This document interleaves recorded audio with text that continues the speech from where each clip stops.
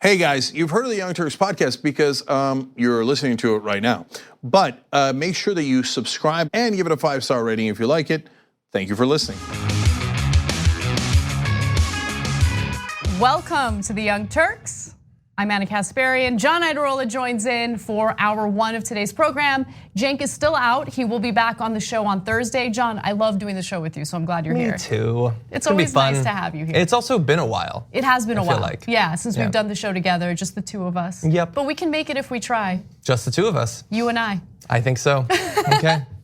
All right, so we've driven away half the audience, so I think we're good. No, they love it. They love it. They love that we're singing to each other. And we will continue to. So we have a fantastic show ahead for you. Among the things I'm looking forward to, Bernie Sanders tries to guess the price of sneakers, fancy sneakers that I wouldn't even know the price of. I mean, it's insane. I was so off. Yeah, I think most people who are responsible with their money would be off. So we're gonna talk about that a little later. We are also going to discuss, unfortunately, some tragic news from Mexico. A group of Mormons have been killed, and Donald Trump has responded to it in a very Trump-esque type of way. Yeah. But that is a story that we're gonna have to cover a little later. But why don't we get started? We have some impeachment-related updates to share with you, so let's start with that.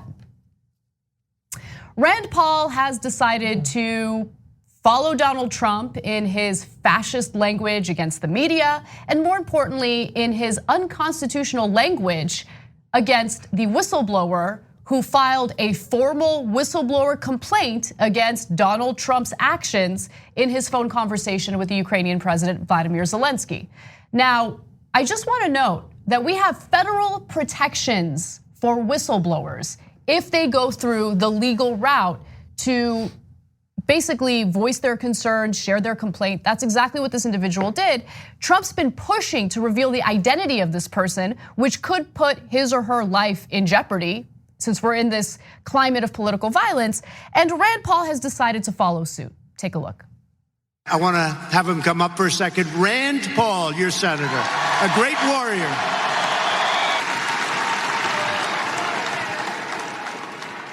President Trump has great courage. He faces down the fake media every day. But Congress needs to step up and have equal courage to defend the president. And I say this to my fellow colleagues in Congress, to every Republican in Washington: step up and subpoena Hunter Biden and subpoena the whistleblower.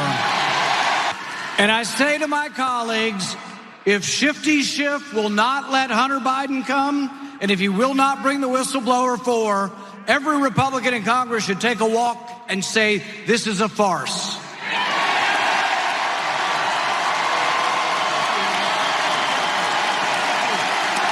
Wow, that was excellent. Whoa. Of course, Donald Trump would think that's excellent because Rand Paul is regurgitating the same types of attacks against the whistleblower that Donald Trump has been pushing out there. And remember, at this point, with what we know in regard to the testimony that's been given by Trump administration officials and what we know based on what Trump released himself with the summary of the phone conversation with Vladimir Zelensky, the whistleblower at this point is completely irrelevant. So why does he want to reveal the identity of that person? This is a form of political intimidation. And now you have Rand Paul playing along with this nonsense, and it's so incredibly shameful and so embarrassing. Yeah, man, there's so much stuff in there. Obviously, that was a cringeworthy, pathetic display. Yeah. I think that's my initial response. I mean, to use Shifty Shift, Rand Paul definitely does not think that that's clever at all. He doesn't think that that's how politicians should comport themselves in public. He doesn't, but he has to do it anyway, and he's willing to do it anyway. And that is, I don't know at this point if he's more pathetic than Lindsey Graham, who obviously switched from being really against Donald Trump before he became elected to now being his go-to cheerleader, or Ted Cruz, who was raising money for him. I also wonder, I look at this as an outsider. I'm not a politician. I've never run for election. I've never had to run for re-election. Maybe I'm being naive.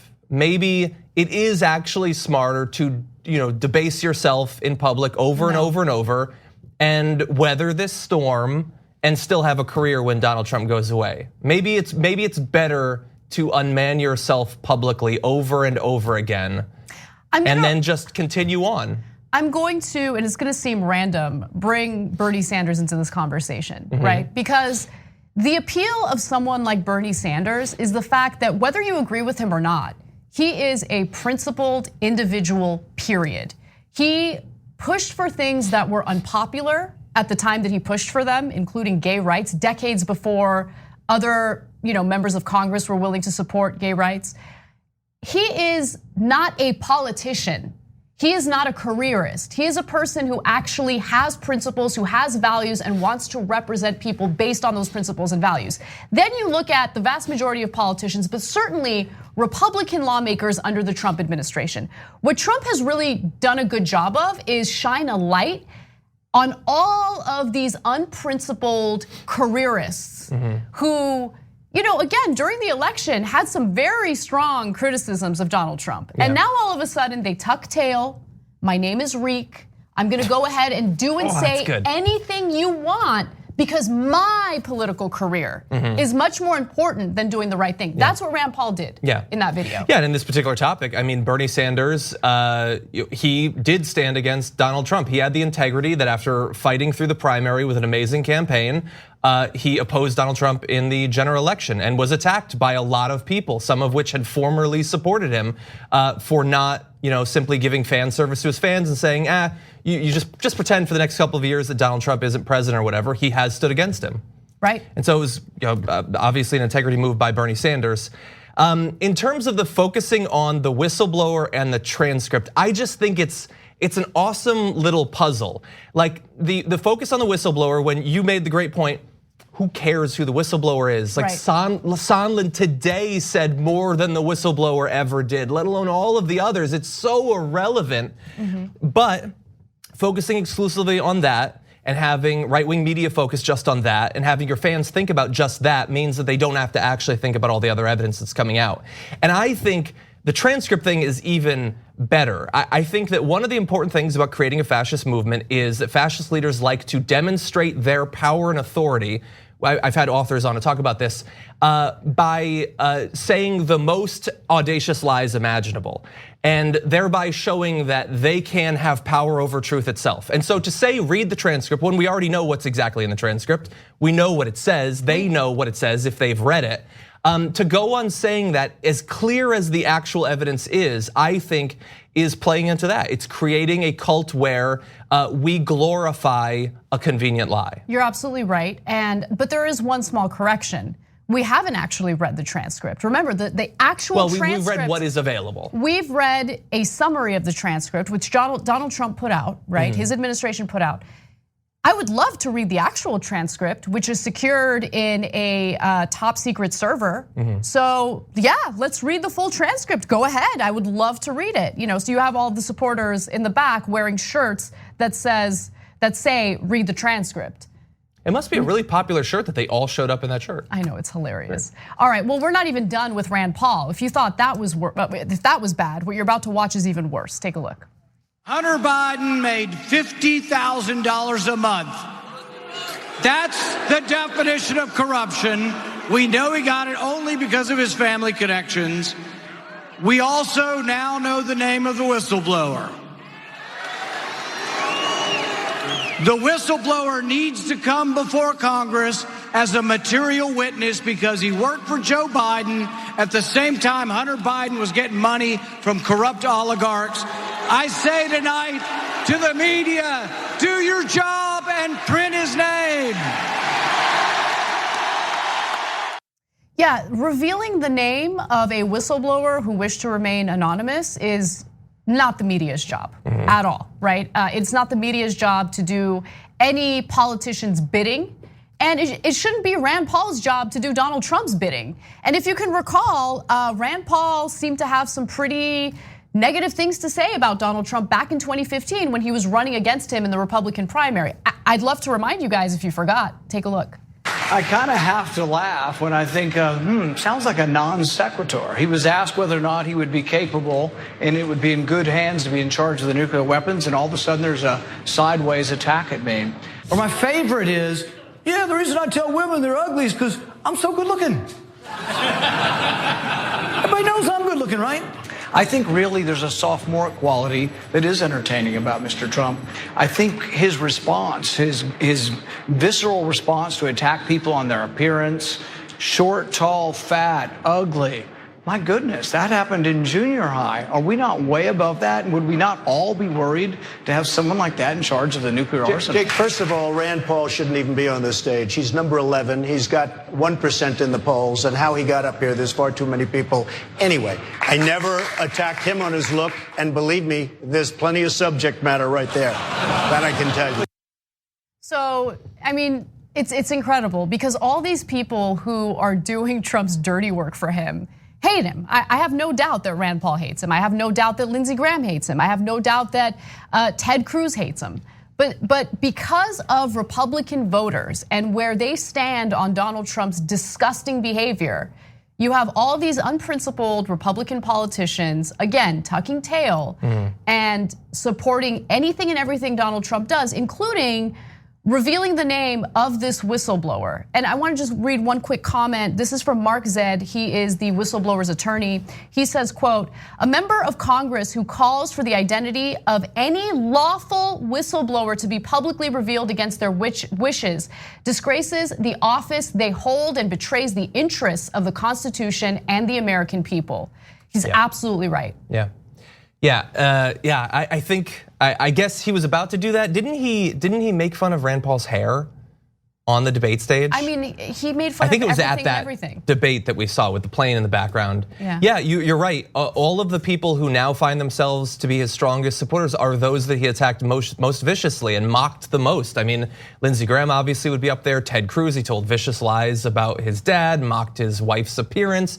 Rand Paul, he mocked him over and over. Hugh Hewitt, who would later be a moderator in one of those debates, he made fun of the ratings of his radio show at a presidential debate. And now Hugh Hewitt, his whole career is defending Donald Trump.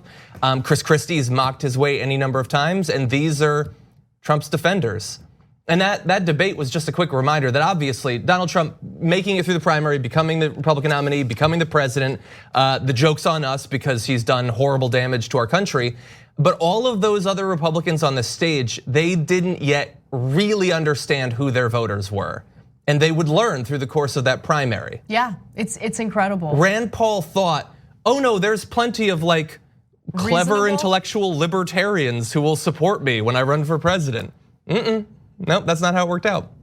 Well, I do want to refer to Rand Paul's Twitter bio because it is relevant to the conversation. He says via Twitter, "I fight for the Constitution, individual liberty, and the freedoms that make this country great." I'm really curious what his father thinks about his latest, Trump adventures, because Ron Paul, Rand's father, penned a USA Today op-ed not too long ago in 2017 titled, "Whistleblowers are heroic, patriotic." And should be tracked down and killed. To finish that family story there. Yeah, and there was a great little lower third there that acknowledged it. And I guess it's obvious, but yeah, Rand Paul's up there. He would not have gotten anywhere in politics if it wasn't for his father. And Donald Trump wouldn't be anywhere if it wasn't for his father. Even more so for Don Jr. when he speaks at those. All of them, it's just a whole bunch of people who are handed their positions. You're not here because of your dad. Yeah. Who's my dad? Anybody in the audience? You know what my dad did? He ran a printing press, We're okay? kind of here because of our dads. Well, yes, obviously, You know, but I'm saying it's not like, oh, well, at a young age, John knew he'd enter the Iadarola family business of political YouTube commentary. But so many politicians are only there either because it was handed to them by their father, or some of them, it was just a dynastic thing that, well, you were a politician in San Francisco and there had been one congressperson for 30 years and they handed it to you to hold it for 30 years. It's a weird industry in that way. And there was a lot of media figures who were even Cuomo, who's one of the ones who's giving opportunities to progressives and everything. He got some strike back for mocking Rand Paul and Don Jr. on this issue. It's like, it doesn't, if you have a famous family, it doesn't mean you have to go live in a ditch somewhere. but acknowledge the privilege that you had. Right, absolutely. I mean, people want to make themselves out to be like martyrs or, incredible people who did incredible things. But yeah, some of us do get like a head start in life. And so just acknowledge it when you have that privilege, just like you mentioned. All right, well, for our members, we have some wonderful video on Rand Paul that we're gonna save for the post game. So if you're interested in becoming a member, that really does help to support this show. We wouldn't be able to do it without our members. Just go to tyt.com/join, and I'm gonna show you a wonderful video of Rand Paul and his reaction at a Trump executive order signing. It's so good. It's bad. It's so good. It's bad for Rand Paul. So good. All right, so let's move on to some more impeachment related news. Congressional lawmakers, specifically the very committees that are conducting the impeachment investigation, have begun releasing the transcripts of the Trump officials who have testified in closed-door hearings. Now, there are two individuals who had testified earlier. One of them is Marie Yovanovitch. She is the former ambassador to Ukraine. The other is Michael McKinley, former Mike Pompeo aide.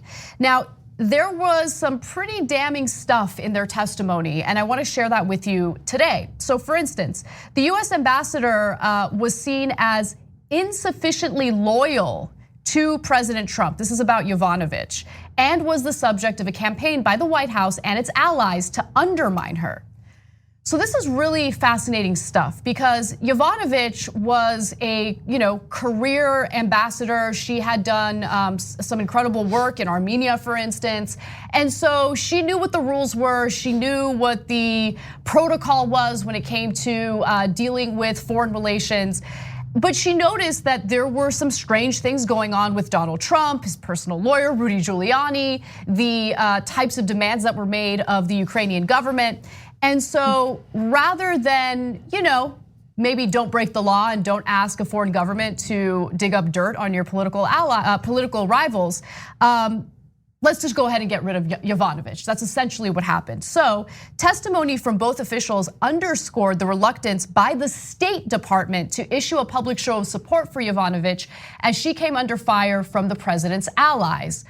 The two officials also described an environment in which people constantly worried about a rogue tweet from Trump's Twitter account. No, but that's a real. Weird way of describing that. It's so true. I mean, you see it every day. Republican lawmakers are so scared of Trump targeting them through a tweet that they will do anything and everything he wants. Yeah. Well, I mean, it's a sick movement. Like we were right there, it was that she's insufficiently loyal, and we know that loyalty is the most important thing in this particular type of political construct they're creating. And we just showed the video of Rand Paul, who, I mean, everyone in the audience has hated Rand Paul, but Trump claps for him, so now they like Rand Paul. And I think, like, would that happen to us? Like if Bernie Sanders gave a speech and he brought out, now next up is a guy I've always liked, and it's Rahm Emanuel. Would we cheer for Rahm Emanuel? No. Or like if he tweeted like, you know what, been trying to work with AOC, she's weak AOC. Would we hate AOC? No. Look, but like on that side, it is so contingent on what the dear leader says on any given moment, and you'll flip your evaluation back and forth. It's a very flexible position. Yeah, it's interesting because the rules that have traditionally applied to politicians somehow don't apply to Trump when it comes to his base, when it comes to voters. They will change course in a second if he decides he wants to contradict himself, right? It's pretty incredible. Now, I want to read you a portion of Yovanovitch's testimony. She said, quote, "If you have the president's son saying, we need to pull these clowns," or however he referred to me, it makes it hard to be a credible ambassador in a country. So she's being undermined by lunatics and idiots like Donald Trump's children, right? And then you have McKinley, who said during his testimony, he repeatedly voiced a frustration with what he viewed as a lack of support for career diplomats, from State Department leaders as the Ukraine scandal burst into public view. The former top Pompeo aide told lawmakers that he had 3 conversations with the Secretary of State about issuing a statement in support of Yovanovitch, but Pompeo ultimately decided not to publicly back the ambassador. I wonder why. Right, exactly. And so he's not gonna back the ambassador when Donald Trump wants to push her out so he can find some sort of yes man or whoever he can find that's gonna just go along with what he wants to do and not raise any questions. Yovanovitch said that Gordon Sondland, ambassador to the European Union, urged her to tweet out there that you support the president in order to bolster her job security. Yovanovitch, to her credit, declined, telling investigators that she just didn't see that there would be any advantage to publicly taking on a fight with those who were criticizing me in the United States, given the State Department's silence. Yeah, and look, I don't know that she's necessarily the greatest example of this, but some combination of her and Vinland and others who've been wrapped up in this, it's a reminder that for all that we have been trained to see these little back and forths, these little fights through just partisan lenses, and again, going back to loyalty, there is an actual job to be done. And being in the Foreign Service doesn't mean that you're an awesome expert or anything, but you are supposed to be well trained with a lot of experience and contacts in the region. And for many Trump supporters, all that they think about when they think about the Ukrainian government is what can they potentially give us about Biden? But Ukraine is also in an incredibly complex and dangerous situation right now, and its future is by no means assured to be free of further aggression from Russia. We need skilled people. They are dealing with this, and when you're just continually flushing out people who are, sure, they're experts in the region, speak the language, they know about it, they have tons of contacts, but they're not sufficiently loyal to the president, that does not serve our interests at all. And it certainly doesn't serve our so-called democracy. Yeah. Because then you have this dictatorial regime and you're not allowed, for all the right wingers who make a big deal about protests in regard to conservative speakers on college campuses, right? You should be able to disagree with one another. You should be able to hear ideas that are different than yours.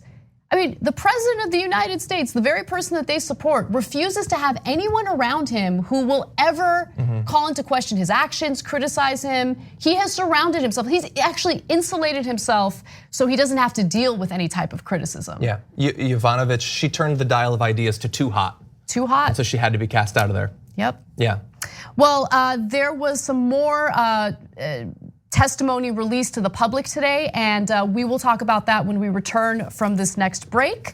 And then later on in the show, we will discuss that tragic story regarding Mormons who were murdered in Mexico. We'll be back. We need to talk about a relatively new show called the Republic, or UNFTR. As a Young Turks fan, you already know that the government, the media, and corporations are constantly peddling lies that serve the interests of the rich and powerful. But now there's a podcast dedicated to unraveling those lies, debunking the conventional wisdom. In each episode of the Republic, or UNFTR, the host delves into a different historical episode or topic that's generally misunderstood or purposely obfuscated by the so-called powers that be, featuring in-depth research, razor-sharp commentary, and just the right amount of vulgarity. The UNFTR podcast takes a sledgehammer to what you thought you knew about some of the nation's most sacred historical cows. But don't just take my word for it. The New York Times described UNFTR as consistently compelling and educational, aiming to challenge conventional wisdom and upend the historical narratives that were taught in school. For as the great philosopher Yoda once put it, you must unlearn what you have learned. And that's true whether you're in Jedi training or you're uprooting and exposing all the propaganda and disinformation you've been fed over the course of your lifetime. So search for UNFTR in your podcast app today and get ready to get informed, angered, and entertained all at the same time.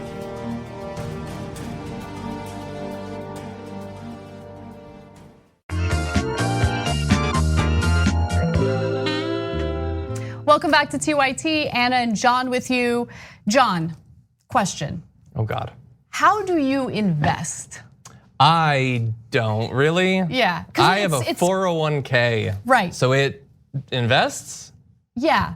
So investing's tough, right? It's complicated. If you didn't, really study it at some point in your life, you don't really know where to start or what to do. Is this a good investment, bad investment, stocks, bonds? I don't know what's going on.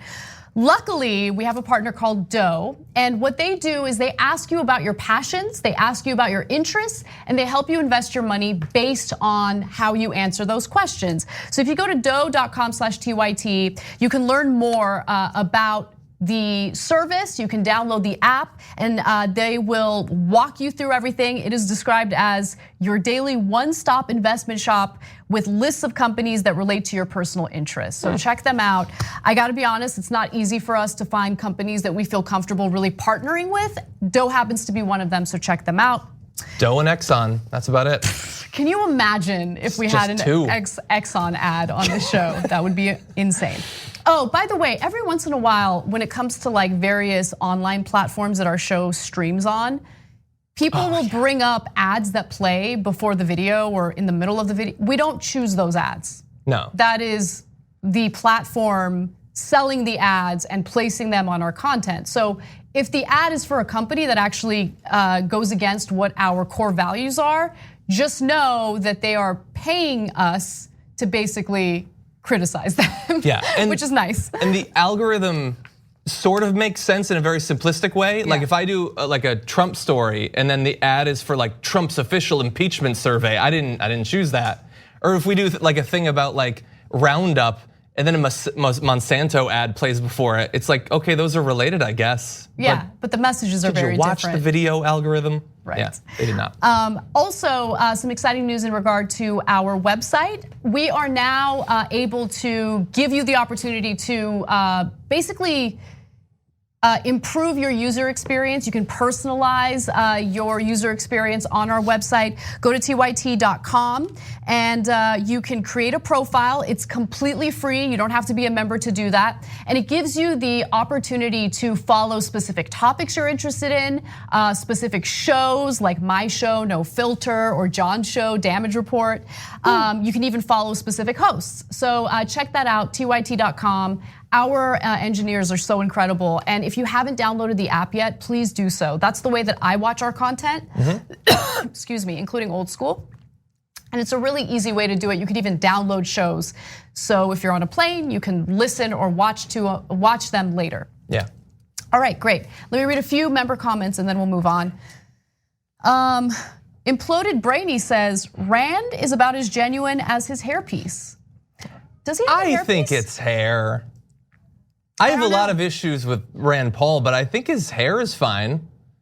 And even like when Trump was about to insult him on his looks, I was like, dude, seriously, you're calling him? I know, it's amazing. You're a mess. It's amazing. You're barely human. What are you doing? Admiral Kethos says, why does Rand Paul dress like a toddler? He's probably talking about the Svetzer vest. Yeah, there was issues with that. I'll grant you that. Also, there's nothing you can do about the podium, but like he was like, let me tell you about the impeachment. Dude, you got to get a little boosty, like a little, little apple boosty. Box or whatever, a little boosty boost. And then from TYT Live on Twitter, Gregory Harding, I have to read your comment.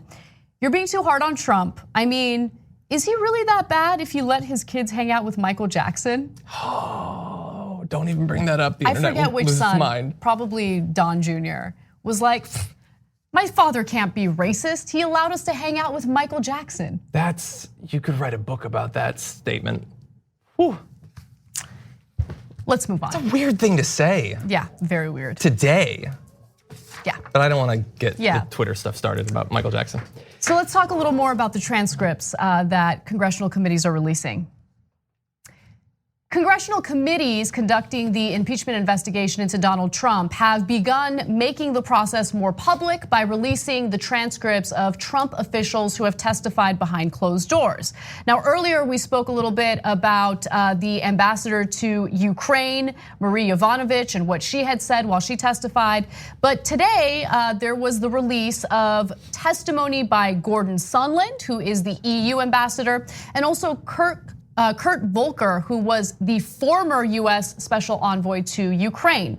So I want to share a little bit about the testimony that they gave. Sondland actually testified that it would be improper for Rudy Giuliani, Donald Trump's personal lawyer, to push the Ukrainians to investigate former Vice President Joe Biden or get involved in the 2020 election. Asked if it was illegal during his testimony, Sondland responded with, "I'm not a lawyer, but I assume so." Sondland also emphasized that Pompeo was fully aware of Rudy Giuliani's involvement in the shadow foreign policy that was happening. Volker gave Congress copies of text messages he had exchanged with Trump's personal attorney, Rudy Giuliani, and senior State Department diplomats. He denied participating in any effort to dig up political dirt on former Vice President Joe Biden, but the text revealed that he had talked to Ukrainian officials about launching politically charged investigations. So Volker didn't immediately, he wasn't as, in my opinion, damning in his testimony as others were. He tried to make it appear as though, like, no, I didn't see that. I didn't think I have my involvement. What are you talking about? Not my involvement. But remember, it is important that he is the one who provided the text messages that were incredibly damning and did show clear quid pro quo. Yeah, and considering all that came out today, the Volker transcripts, we have more from Sondland. Sondland confirms the quid pro quo. I immediately want to know, where's the whistleblower? What's his name? I don't know. Again, it's just ridiculous that that's what they're focusing on. They're all wrapped up in this. The Volker thing is interesting because all that really seemed to add was sort of implicating Pompeo, at least to some extent in this. But it would be bizarre if Pompeo hadn't known about what was going on, because you had a diplomatic team inside of the State Department who was trying to get Ukraine to investigate the Bidens. You had the shadow diplomatic team outside the State Department. If Pompeo didn't know about that, that would be a bizarre turn of events. But as interesting as the Volker stuff is, the Sondland stuff is far worse. And we've gotten to this weird place where he's asked about Rudy Giuliani, pushing for them to investigate Biden. He says, it's probably a crime. But like, dude, you did the same thing. Is that less of a crime? Maybe, because you were at least a government employee. Maybe it is less of a crime, I don't know. I mean, he did it at the direction of Donald Trump, right? And so he's got to recognize that. And look, I think the fact that some of these Trump officials are complying with subpoenas while others refuse to do so might mean that these officials are hoping that there would be some leniency if the conclusions of these investigations find criminality on their end, right? Maybe.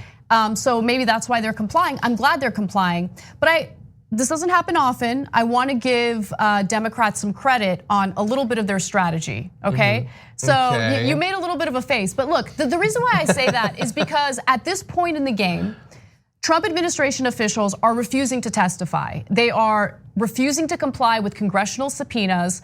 There have been a number of Trump officials who are basically telling congressional committees, no, we're not playing ball. The Justice Department has told us that we don't need to play ball, so we're not gonna play ball.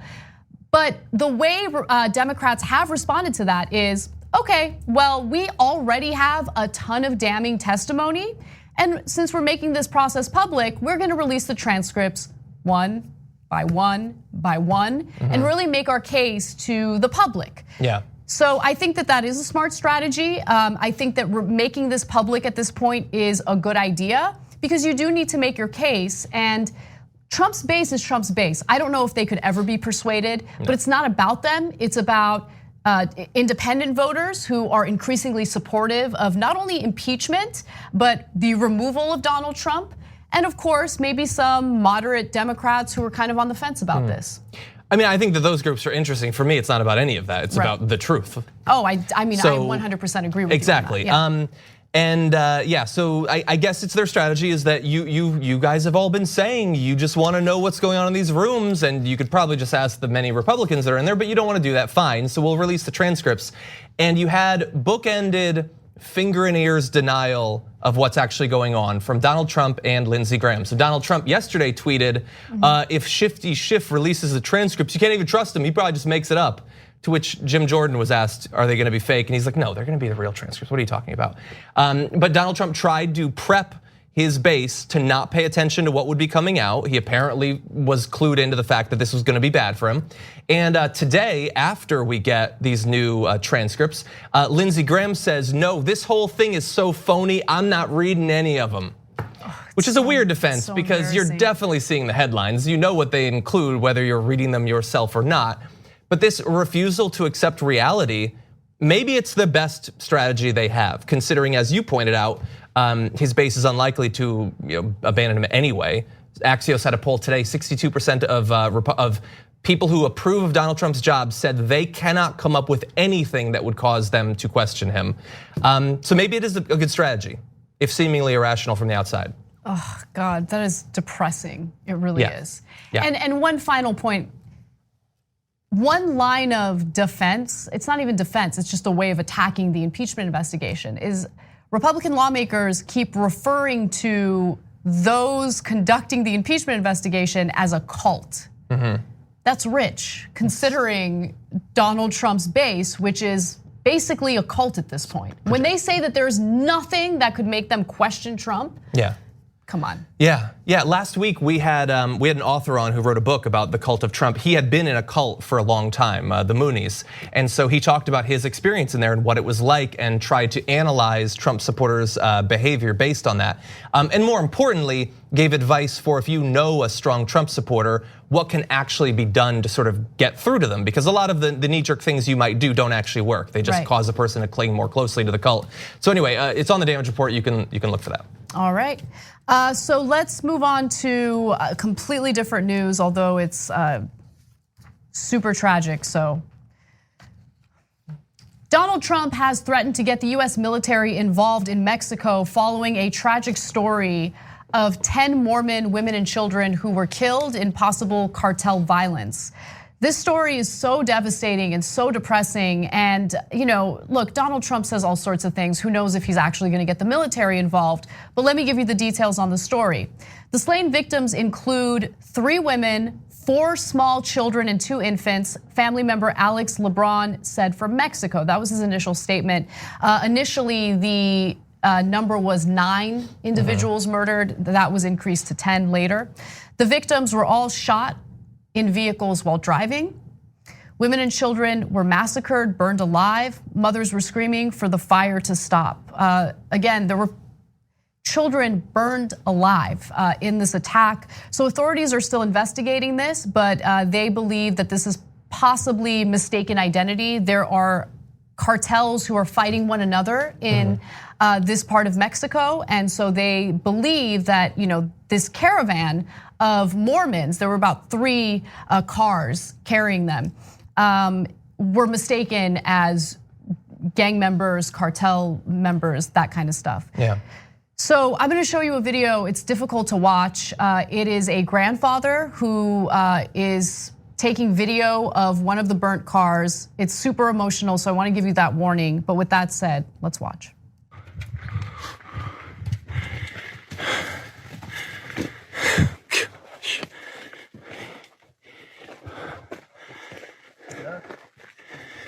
This is for the record.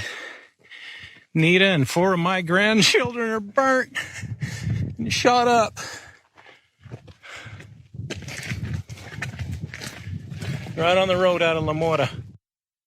So the victims had dual citizenship. They were, US citizens, but they also had a ranch in Mexico. Yeah, I mean, it's devastating. The video especially, like, God, hearing someone have to describe that, like you try to put yourself in that place, but it's an unimaginable situation. For him to have to go back there and to try to carry on, but also imagining the actual event happening, it's just devastating. Whether it was an intentional ambush or whether it was mistaken identity, really doesn't matter. Yeah, it's just terrible. It's terrible, and it just reminds you of, look, a lot of our, and I know people don't want to hear this, but it's the truth. A lot of our policies in the United States impact and empower certain criminal activity in other countries, right? And so what was Donald Trump's knee-jerk reaction to this? I'm gonna get the military involved. In fact, let me give you his tweet. He says, "This is the time for Mexico, with the help of the United States, to wage war on the drug cartels and wipe them off the face of the earth. We merely await a call from your great new president." So Calderon, the former leader of Mexico, did wage a war on cartels. He did, amplify the drug war in Mexico, and things got incredibly bloody. It actually made things worse. Yeah. And our prohibition on drugs here in the United States empowers those cartels, right? So how are they so powerful? Where do they get their money from? It's the black market, right? So they're able to sell drugs. We did a story just, I think it was yesterday, about how the cartels are already able to breach Donald Trump's big, beautiful wall, right? Impossible. It's just impenetrable as made of metal. So look, I know it sounds crazy to decriminalize all drugs, but if you get away from that black market, you really do take the power away from these cartels. Yeah, I don't have the solution. I do know that I don't trust Donald Trump to send US troops into Mexico to start fighting cartels all over the place. And I don't even know for sure if that's what he's implying. Maybe he's implying intelligence, drone support, supplies. I don't know. Neither does he, honestly. He has no idea. He hadn't thought through the idea until he started tweeting it.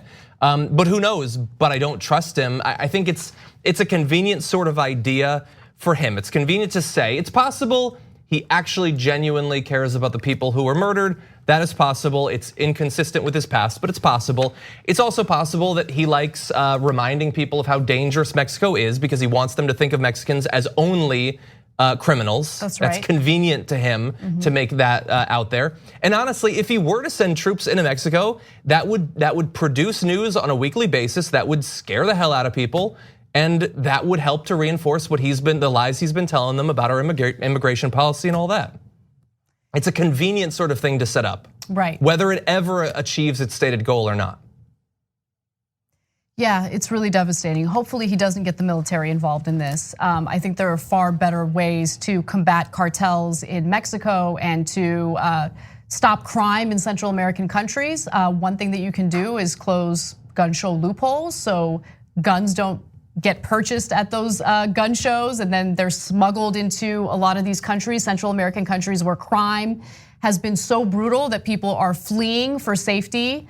They're coming to the United States to seek asylum and Trump is giving them the middle finger. Like our policies matter, guys, they matter. Yeah. It's not all about war. We don't immediately have to go to the militaristic option of trying to combat issues abroad. Yeah. I know that that's where we get pushed because of defense contractors, but this like knee-jerk reaction, it frustrates me. And you're right. I mean, why would I be surprised? It's Donald Trump. Yeah. He's never thought critically about anything other than himself.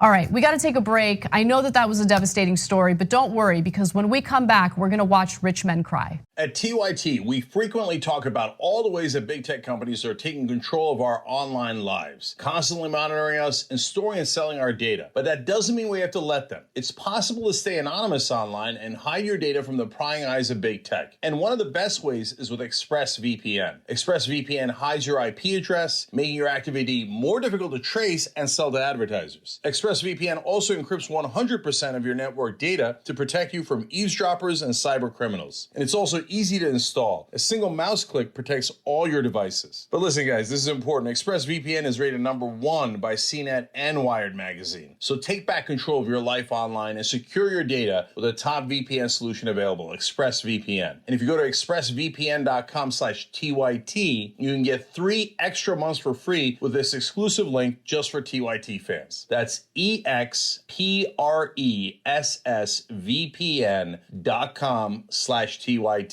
Check it out today. We hope you're enjoying this free clip from the Young Turks. If you want to get the whole show and more exclusive content while supporting independent media, become a member at tyt.com/join today. In the meantime, enjoy this free segment. I'm gonna make an admission, it's random, but I have to share it. When I post pictures on Instagram or stories on Instagram of a hike that I'm on, it's usually at 6 in the morning or earlier. And you go on hikes at 6 in the morning yes. on a weekday? Yes. You're insane. No, I love it. It's the only thing that keeps me sane, to be honest with you. It's great exercise. No, like when people say like, look at that pollution, look at that smog. It's 6 in the morning, guys. It's fog. It's fog. Yes, LA does have pollution. What you see behind me in the pictures is not smog, it is fog. And it was a particularly foggy morning today. You are really defensive about LA smog. No, because like there's this idea. I think it's because like members of Christian's family bring it up all the time, and I just want to like rip my hair out. Like it's not smog. Like LA isn't like inherently more pollution ridden than other parts of the country or other big cities. That's what I'm trying to say. Like it has this reputation for being like more polluted than any other part of the country. Yeah. It's just not the case. Yeah, I've lived in the center of the country in Texas. I've lived on the East Coast. It's the same. It used to be really bad, and it could be better. It's still a city. This is why I stopped posting as many things as I used to on social media. Like I used like, nope, I'm not gonna post pictures of my food. I'm gonna get people angry at me because I'm eating this or I'm eating that. It's not sustainable. It's not this. Like the nitpicking. Have you brushed Charlie's tail? It's looking a bit askew. Every morning I do actually. Okay. Oh all right. How do you have time with all the hikes? I know, he goes with me. All right, so I wanted to just quickly let you know about some exciting programming we have coming up. Cal Penn will be joining the Young Turks and The Conversation on Friday, November 8th at 7 p.m. Eastern Time, 4 p.m. Pacific. Really looking forward to that. How dare you? Why? Because I'm in the first hour and you're bringing on Cal Penn the second hour. No, it's actually worse than that. So I'm not gonna be He specifically asked for that, No, that's hold what on, makes hold it on. worse. That's not the case, but I kind of want to say it is just to get you upset. No, so I'm actually not going to be on Friday shows regularly anymore. Yeah, just because my workload is out of control and I need some time to focus on writing and producing No Filter, so I have the weekends free, so I can maybe relax a little bit. Go on a hike or something? I wasn't supposed to be on Friday's show, and then I saw the guest, and I'm like, I'll be on Friday's show. Yeah, I could have filled in probably. Great. It's okay. Yeah, very nice. I only watched House and loved it. Thought it was great. Yeah. Great. You could watch from the control room if you want. Thanks. Yeah. That's great. You're welcome. Yeah. All right, let's get to rich men crying. The vilification of billionaires makes no sense to me. The world is a substantially better place because of Bill Gates, Michael Bloomberg, David Rubenstein, Bernie Marcus, Ken Langone. This is idiocy. If you have been waiting for the moment where you get to watch rich men cry, today is your lucky day. What you just saw there was Wall Street billionaire Leon Cooperman, and he is about to have an actual emotional breakdown over the very thought of having to choose between Donald Trump or Elizabeth Warren in the general election. Watch. I am not in favor of all this impeachment inquiry. I want the American people to decide in November of 2020 what the future should be. I think, I think it's kind of obvious people can not only see the emotion on your face, but hear it in your voice when you talk about this, Lee. Why? I care.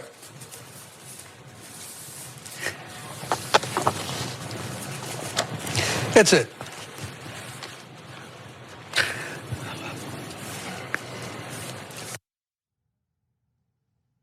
I mean, what? You've done this show for many years. Have you teared up on air ever? Yeah, I've cried. Was it about something like that? I mean, the prospect of your taxes going up marginally? I had a moment when Trump was elected. People like to bring that up a lot. But I didn't even for that. But there have been some stories. He is a very, very successful billionaire. There are people sleeping on the streets right now as we speak. Children, there are children, American children sleeping on the streets because of the insane inequality we have in the greatest country in the world, right? In one of the richest countries in the world. He's crying because he's worried about Elizabeth Warren. And by the way, this came after a 20-minute rant on Warren, okay? Let me give you some more details. The Omega Advisors CEO, that's who he is, has previously declared that a Warren presidency would crash the stock market by 25%. That's what he's crying about. And said, they won't open the stock market if Elizabeth Warren is the next president. Wouldn't that hurt it worse? Don't you have to do the like, don't you have to do that or else there's no like, you have to trade papers? I watched that one movie in the 80s. That's all I know about trading stocks. But I think you have to do that. Oh God, I have more details on this. So on CNBC's Fast Money halftime report, Cooperman continued to rail against Warren, including a curiously worded walkback of his previous comments that ended up comparing a Warren presidency with the attacks of 9/11. I mean, how detached from reality do you need to be? You're talking about one of the most privileged people on the planet, not just the United States, on the planet. And he's crying on national television at the thought of having to pay a wealth tax. That was one of the things he went on a rant about, okay? Just imagine this guy. I don't know when he said that. He's like getting ready to go on CNBC and he hears the news from a few weeks ago that like Trump compared like his impeachment to a lynching. He's like, I got this. Warren, 9/11. What are you talking? Let's say Warren became president and let's say she passed her wealth tax. He would be a billionaire after. He would still be for a the billionaire. rest of his life, which probably won't be too long, but for the rest of it, he'll be a billionaire and his kids will be fabulously wealthy. It doesn't matter if they're the dumbest kids in the world. It takes like 3 generations of dumb kids to lose $1 billion. Can we also just address the fact that everyone is incredibly dismissive? Sorry. Incredibly dismissive of Bernie Sanders. Like Bernie Sanders is to the left of Warren, but he's not worried about Bernie Sanders because he's already determined in his mind Sanders has no shot. Like this is going to be an election between Trump and Warren, right? Now Trump in one part of that interview has been great when it comes to the economy, right? Because if you look at the stock market, it has been doing well under Trump. So he feels like internally conflicted because now there's this impeachment investigation, which he doesn't agree with. And there is some likelihood that Trump wouldn't get reelected. You'd have like a Warren presidency, and he's panicking about that because he'd have to pay more in taxes and still be a billionaire. Yeah, well, the reason he's talking about her and not about Bernie Sanders is because for like the first 7 months of this year, everyone was like, hey everybody, don't do what we did in 2016 where we all freak out if somebody moves in the polls and we forget that we've still got a long way to go. Don't do that.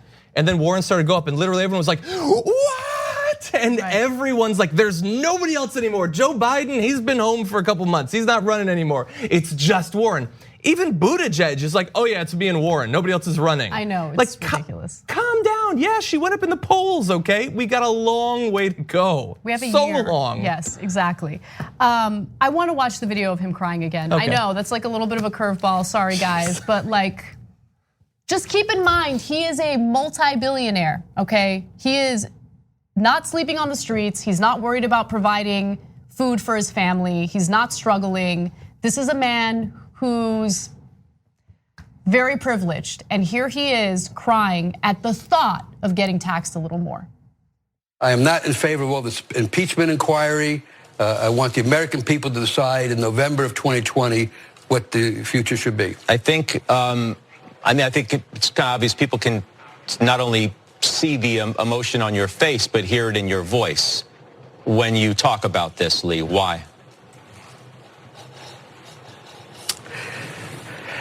I care.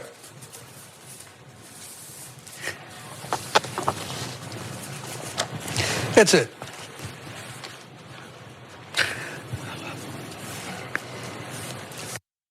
His lower lip quivers. His lower lip quivered on national television. About the prospect that Trump might get impeached. He's crying on TV. Like, I want the American people to decide, please save my taxes. That was Nancy Pelosi's stance up until like a month ago. And all those remaining few centrist Democrats and those who only turned it like at the last possible second, remember that guy on TV. That sort of people is thinking, no, it should be the people. Constitution be damned. You commit crimes, it doesn't matter. We have a popularity contest in a year. Pobrecito. All right, let's move on to other news. This is a story that I saved specifically for you, John, because you're a huge advocate of this, and so am I. So, the movement toward a 4-day work week is definitely continuing to grow. In fact, Microsoft has done a little experiment in Japan where they implemented a 4-day work week to see if it in any way impacted productivity. And what they found was Well, if you've been paying attention to this movement, unsurprising, but they seem to be kind of surprised by it. Microsoft introduced a program this summer in Japan called the Work-Life Choice Challenge, which shut down its offices every Friday in August and gave all employees an extra day off each week. The results were promising. While the amount of time spent at work was cut dramatically, productivity measured by sales per employee went up by almost 40% compared to the same period the previous year. So productivity went up, which is honestly so unsurprising if you're a human who's ever had to work. Because when you don't get any time off, you really do slow down. Like I've noticed, if I, for instance, want to write no filter on a Saturday, I will take forever to write it, right? If I give myself Saturday off and I write on Sunday, I'll get through it quicker because I'm a little more rested. You have to recover. I have to recover. Yeah. My brain is still in recovery mode. Oh my God. Yeah, and so part of this is me just being a baby because I acknowledge that there are many people out beyond the cameras that work way more hours than I do, but I come in early and it's tiring for me. But Brett can attest to this. We go sometimes to the food truck in the middle of the day, and this happens almost every day. We've never done that where I haven't turned to Brett and said, I could lay down and fall asleep on the pavement right now. Yeah. Like, cause you just get ground down. And a lot of it's not work, it's emotional toil of social media and stuff like that. Like I've worked actual physical jobs that are far more strenuous, and even those are nothing like a lot of working class jobs. But you just get ground down by meetings and Slack and emails and the communications and reviews and all of that stuff. No, what you guys don't understand is, as I was looking into this story, I was like, I love this, wow, increased productivity, 4-day work week, and then they get to meetings. They talk about meetings. All right, I'm gonna try not to be passive aggressive at all while I read the next part. In addition to reducing working hours, managers urge staff to cut down on the time they spent in meetings and responding to emails. They suggested that meetings should last no longer than 30 minutes. Employees were also encouraged to cut down on meetings altogether by using an online messaging app, Microsoft's, of course. That's where you lose me.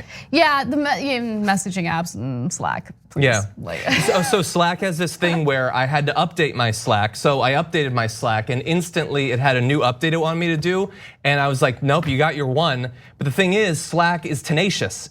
So it has the thing that says, no, you gotta update this. And it has a cancel button, but if you click the cancel button, it just comes back in half a second. But I figured out a workaround. Yeah. If you close down Slack, it gets rid of that notice and it gets rid of Slack. Yeah, and then you don't have to look at it anymore. That's the method that I've Good chosen. So thank you for doing this story, I really appreciate it. And this sort of information is, as you pointed out, not surprising. You can find experiments like this that have been done all over the world. It is far better for the businesses if they switch over to something like a 3-day weekend. But as I've said many times, while all of this is true, I don't care. I don't care if it cut productivity, we deserve it. We need it considering the modern world. And we got a weekend like 70 years ago as a result of a massive labor movement. And I have a feeling our productivity has increased pretty much every year since then. And we've got no extra time. In fact, we work more hours than we did 70 years ago. Yes. And so while all of this like stuff geared towards convincing businesses to switch over is perfectly fine, I say we elect politicians who have a pro-labor stance, who will put into effect regulations requiring these sorts of things nationwide. Yes, there are gonna be some cases, some industries where they're not gonna be able to do it, but I don't think we should go to our managers hat in hand and ask for a little bit better working conditions. I think we should demand them by electing representatives who will make it the law of the land. Bernie. Exactly. Iadarola. As he pointed out, he's spent more time walking the picket lines than all the rest of the candidates combined. It's true. He's the guy to do it. All right, so we're gonna end this with one final question. I just wanna know, am I the Rolla? Oh my God. Or, wait, damn it, I messed it up. I messed it up. It was worth it in the end. Are you the Rolla or am I? Okay, it's too late. All right, thanks guys. John, you are incredible. Thank you for hosting Hour 1 with me. Thank you for having me on. And make sure you guys check out The Damage Report every day, Monday through Friday. It's our wonderful political morning show. Where can people watch it? All the normal live places and on the app if you're a member, obviously, but also at youtube.com/thedamagereport. Awesome. And it's a podcast. We will be back with a whole new panel. Thanks for listening to the full episode of the Young Turks. Support our work, listen ad-free, access members-only bonus content, and more by subscribing to Apple Podcasts at apple.co/TYT. I'm your host, Cenk Uygur, and I'll see you soon.